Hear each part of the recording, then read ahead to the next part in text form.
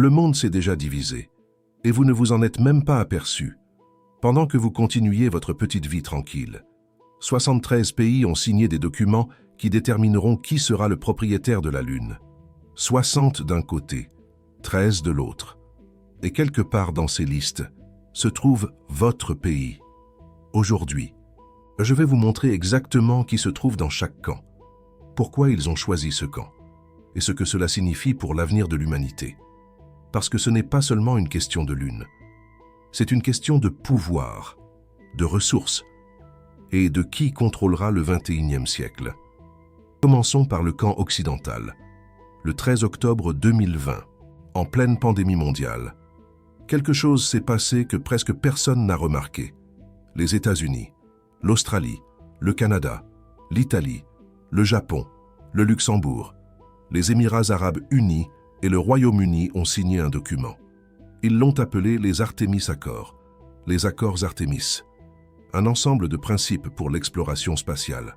Ça a l'air inoffensif, mais ce qu'ils signaient réellement, c'était un traité d'alliance, une déclaration qu'ils étaient du côté des États-Unis dans la nouvelle course à l'espace.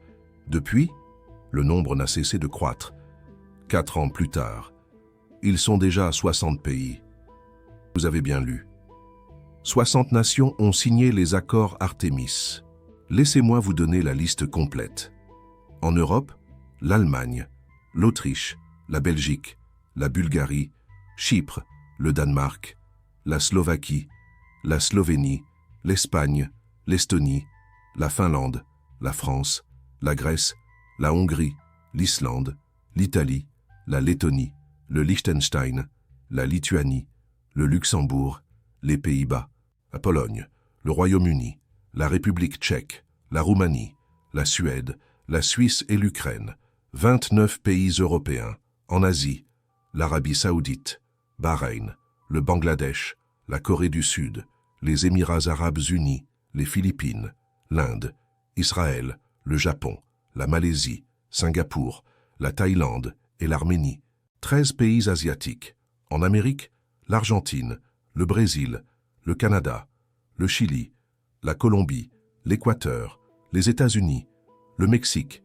le Panama, le Pérou, la République dominicaine et l'Uruguay, 12 pays américains, en Afrique, l'Angola, le Nigeria, le Rwanda et le Sénégal, 4 pays africains, en Océanie, l'Australie et la Nouvelle-Zélande, 2 pays, 60 au total, et la liste continue de s'allonger. Rien qu'en 2025, 7 nouveaux pays ont rejoint. La Finlande, le Bangladesh, la Norvège, le Sénégal, la Hongrie, les Philippines, la Malaisie, la Lettonie, chaque mois. Il y a de nouvelles signatures, chaque mois. Le bloc devient plus grand. Mais il y a quelque chose que la plupart des gens ne comprennent pas. Les accords Artemis ne sont pas seulement de beaux principes sur l'exploration pacifique. C'est un système légal. Un système qui permet aux États-Unis et à leurs alliés de revendiquer des zones d'opération sur la Lune. Des zones de sécurité. Des zones où seulement eux peuvent opérer. Des zones où personne d'autre ne peut interférer. C'est du colonialisme spatial déguisé en coopération internationale. Et la Chine le sait.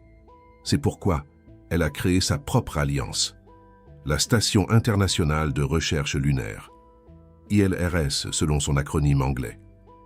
Un projet complètement séparé, avec des règles complètement différentes, et avec des pays qui ont décidé de ne pas signer les accords Artemis. La Russie a été la première. En mars 2021, la Russie et la Chine ont signé un mémorandum d'entente, un accord pour construire ensemble une base au pôle sud de la Lune. Depuis, d'autres pays se sont ajoutés. Laissez-moi vous donner cette liste également. Les membres confirmés de l'ILRS sont la Russie, le Venezuela, la Biélorussie, le Pakistan, l'Azerbaïdjan, l'Afrique du Sud, l'Égypte, le Nicaragua, la Thaïlande, la Serbie, le Kazakhstan, le Sénégal et Djibouti. Et récemment, la Bolivie et l'Éthiopie ont rejoint en tant que partenaires BRICS, 13 pays contre 60. Cela semble déséquilibré, mais ne vous laissez pas tromper par les chiffres. La Russie a l'expérience spatiale la plus longue du monde. La Chine a l'économie à la croissance la plus rapide. Et ensemble, ils prévoient quelque chose que les États-Unis n'ont pas, un réacteur nucléaire sur la Lune.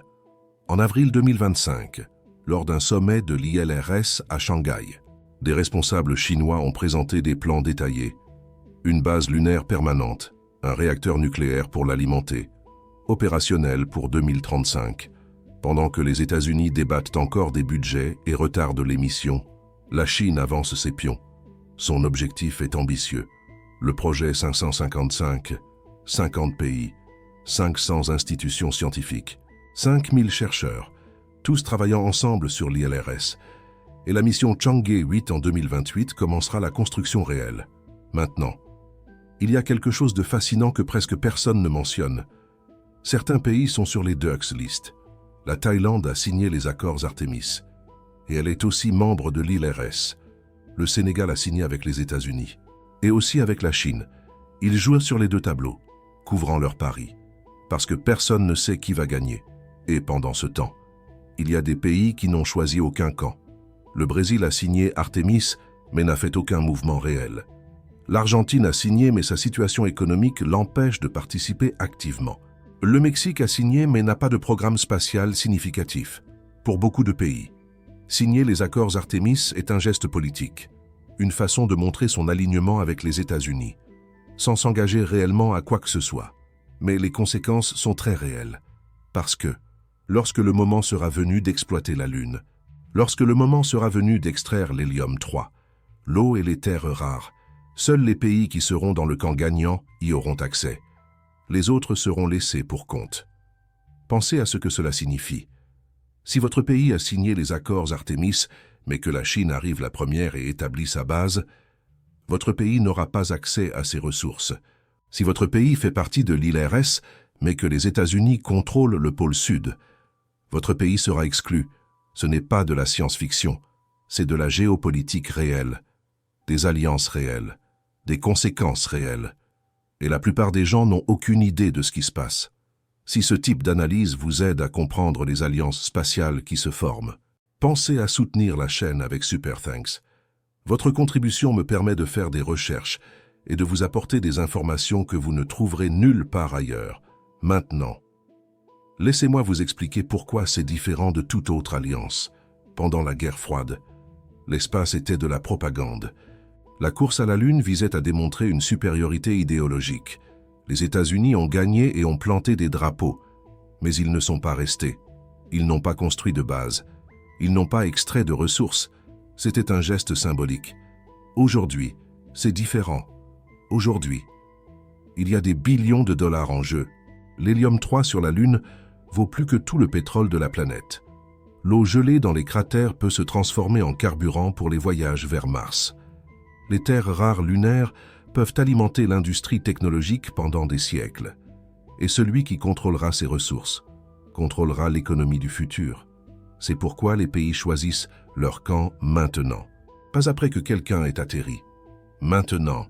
Parce que, quand le moment sera venu, il sera déjà trop tard pour changer de camp. Les règles seront déjà écrites. Les territoires seront déjà divisés. Les ressources seront déjà allouées. Et votre pays sera dedans, ou dehors. Il y a quelque chose d'autre dont personne ne parle. Les Nations Unies, le traité de l'espace extra-atmosphérique de 1967. En théorie, personne ne peut revendiquer de territoire sur la Lune. En théorie, l'espace appartient à toute l'humanité, en théorie. Mais dans la pratique, tant les accords Artemis que l'ILRS sont en train de créer des structures parallèles, des systèmes légaux qui ignorent l'ONU, des zones d'opération qui fonctionnent comme des territoires, de vrais territoires. Des accords bilatéraux qui remplacent des traités multilatéraux. C'est comme s'ils s'asseyaient sur l'ONU. Les Nations Unies ont tenté d'intervenir. En avril 2025, elles ont proposé de nouveaux principes pour l'exploration lunaire, une tentative de médiation entre les deux blocs, un effort louable. Mais le document n'est pas contraignant. Personne n'est obligé de le respecter. Personne. Et pendant que l'ONU débat, les États-Unis et la Chine construisent, ils avancent.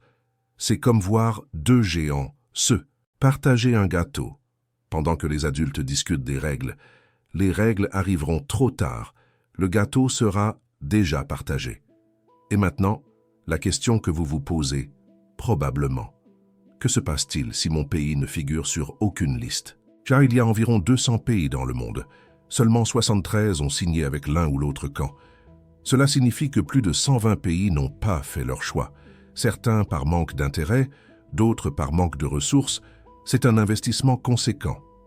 D'autres encore parce qu'ils attendent de voir qui va gagner. Ils veulent jouer la carte de la sécurité. Mais le temps presse, vraiment. La fenêtre pour rejoindre les accords Artémis se referme. L'ILRS a des objectifs de recrutement agressifs. Et une fois que les bases seront construites, une fois que les opérations auront commencé, il sera beaucoup plus difficile d'entrer, beaucoup, les nouveaux. Partenaires devront accepter les règles, déjà établies, sans capacité de négociation, zéro, sans pouvoir de décision, aucun, comme des invités, pas comme des propriétaires, comme des locataires, place des investisseurs. La carte du monde est en train d'être redessinée, pas avec des frontières terrestres, non, avec des alliances lunaires. C'est une nouvelle forme de géopolitique. Et sur cette nouvelle carte, votre pays a déjà une position. Soit il est avec le camp occidental, mené par les États-Unis, soit il est avec le camp oriental, mené par la Chine, soit il est dans les limbes, attendant que quelqu'un décide pour lui. C'est un pari risqué, 60 contre 13, pour l'instant, mais ce n'est que le début. Les missions commencent en 2026. Les bases se construisent en 2030. Les ressources s'extraient en 2035.